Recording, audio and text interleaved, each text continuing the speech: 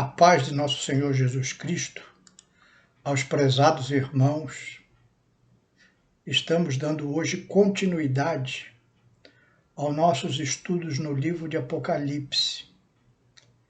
Se você ainda não entrou no nosso canal ou está entrando pela primeira vez, você procura na playlist Apocalipse. Lá nós já temos 11 estudos. Hoje será o 12º estudo sobre o livro de Apocalipse. Começamos a falar sobre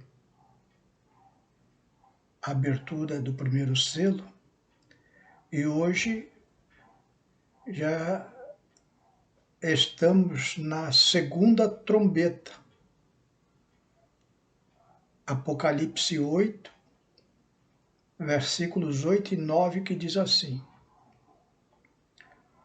O segundo anjo tocou a trombeta e uma como que grande montanha ardendo em chamas foi atirada ao mar, cuja terça parte se tornou em sangue. E morreu a terça parte da criação que tinha vida existente no mar, e foi destruída a terça parte das embarcações. Vamos orar. Senhor, meu Deus, aqui estamos diante da Tua palavra, Senhor, e na meditação dela pedimos da Tua graça, Senhor, para que Tu nos oriente pelo Teu Santo Espírito, Senhor. Isso te pedimos, em nome de Jesus. Amém. Nós vemos mais um acontecimento catastrófico sobre a Terra. Já falamos que esses acontecimentos são juízos de Deus sobre os homens que se rebelaram contra Ele. Falamos também que tanto a abertura dos 7 selos como essas trombetas que estamos vendo a segunda agora no livro de Apocalipse, será os acontecimentos durante o período chamado de Grande Tribulação, depois que a igreja for arrebatada desta terra. E aqui fala de como uma grande montanha. João usa a expressão como que grande montanha, ardendo em chamas, foi atirada ao mar. E aí se especula sobre o que seria essa visão que João teve de algo parecido como uma grande montanha ardendo em chamas. E há algumas hipóteses. Nós vamos ver 3 hipóteses. Primeira hipótese pode ser uma ação da natureza. Um vulcão ou mesmo um meteoro. Uma segunda hipótese que pode ser a ação do homem. Pode ser uma bomba nuclear. Nós sabemos que é comum as nações fazerem testes no mar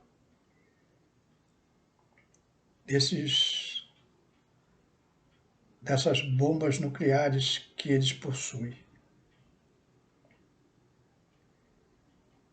E ela tem a capacidade para esse nível de destruição. E pode ser também uma ação direta de Deus. Nós já temos relatos bíblicos que apoiam uma tese assim. As águas do Nilo se tornaram em sangue, a primeira praga lá no Egito, no tempo de Moisés. Lá em Êxodo 7, verso 20 e 21 diz assim: fizeram Moisés e Arão como o Senhor lhes havia ordenado. Arão, levantando o bordão, feriu as águas que estavam no rio. E à vista de Faraó e seus oficiais, e toda a água do rio se tornou em sangue, de sorte que os peixes que estavam no rio morreram. O rio cheirou mal, e os egípcios não podiam beber a água do rio, e houve sangue por toda a terra do Egito. Então nós vemos aí uma grande tragédia naquele tempo ocorrendo sobre as águas do Nilo. E ali a mão direta de Deus, quando Moisés levanta o seu bordão e toca nas águas do rio, as águas do rio se transformam em sangue e os peixes que estavam no rio morreram todos e o rio cheirou mal. E aquela água não podia ser mais usada para beber. E houve sangue por toda a terra do Egito. Aqui nesse trecho de Apocalipse, diz que 1/3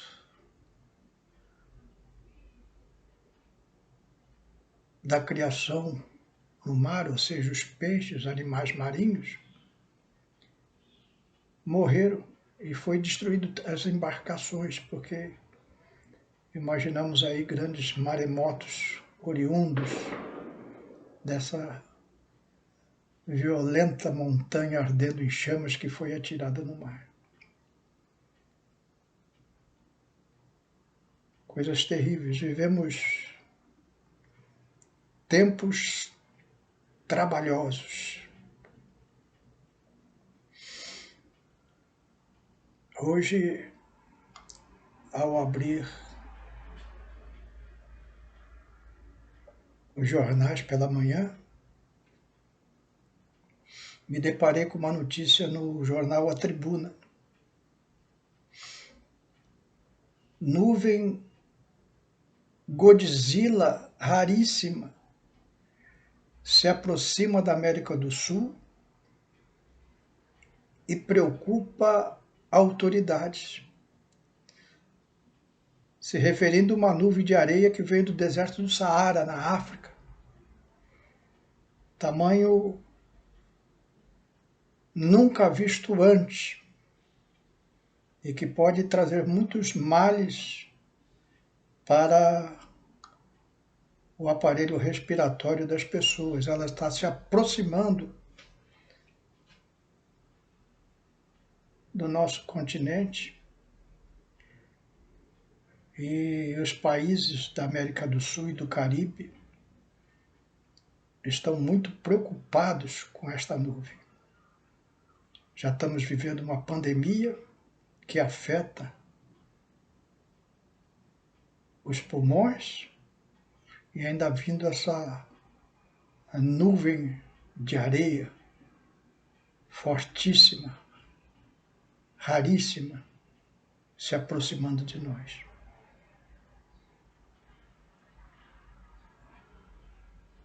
Diz um ditado popular que desgraça pouco é bobagem. Aí abri o site do Estadão e lá tinha uma outra notícia tremenda,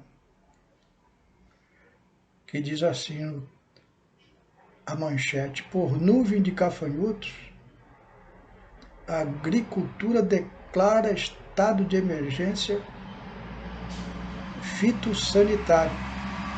Fitossanitárias são medidas sanitárias adotadas na defesa de vegetais. E essa agricultura declara essa emergência fitossanitária nos estados do Rio Grande do Sul e Santa Catarina, porque essa nuvem de gafanhotos vem fazendo um estrago já no Paraguai, descendo para a Argentina, e pela rota dela pode passar no Rio Grande do Sul e em Santa Catarina. os juízos de Deus eles estão mostrando a sua face. E nós, servos de Deus, como nos comportamos diante disso?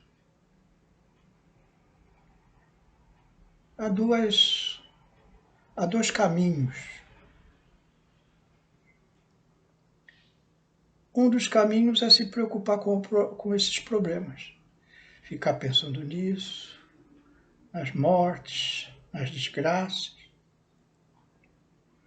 E ficarmos estressados, temerosos. Alguns chegam até à paranoia. Ou então enfrentarmos. E o enfrentar do crente é um enfrentar pela fé. Então, todas essas coisas, o crente enfrenta pela fé. Lá em 1 Samuel 17, tem uma história muito bonita.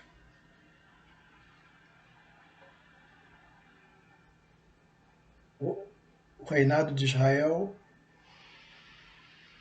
está ameaçado pelos filisteus. Saul é o rei israelita. E os filisteus, eles cercam as terras de Israel e traz entre eles um gigante, o gigante Golias, um homem de mais de 2 metros de altura. E faz um desafio. Os filisteus falam, olha, se tiver alguém de vocês aqui para lutar com o nosso filisteu, quem vencer, venceu a batalha. Eu vejo essas coisas que lemos aqui em Apocalipse 8, como o que lemos nos jornais, sobre a pandemia, sobre essa nuvem Godzilla de areia que vem do deserto do Saara, dessa nuvem de gafanhotos, gigantes. O homem não pode enfrentar essas coisas pelos meios naturais.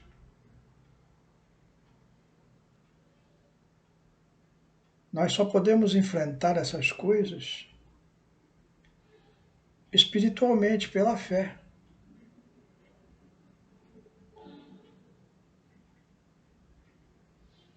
Os israelitas estavam apavorados. Não tinha como enfrentar aquele gigante. Mas havia um jovem crente lá. Davi, aquele 8º filho de Jessé. Esse adolescente depois seria rei no lugar de Saul. Mas naquela época ele ainda era um jovem. Tocador. Tocava para Saul quando Saul tinha os seus repentes demoníacos e ele ia lá, tangia sua harpa para Saul, acalmando a Saul. Davi tinha 3 irmãos mais velhos, os 3 primeiros filhos de Jessé, que eram soldados de Saul. Mas nenhum deles enfrentou a Golias, porque Golias era muito forte, era um gigante, como são todas essas pestes e essas pragas, essas coisas que estão vindo. Mas Davi foi lá e se dispôs a lutar pela fé. Ele tinha 5 pedrinhas de um rio e uma funda. Não precisou nem das 5 pedras, uma pedra só.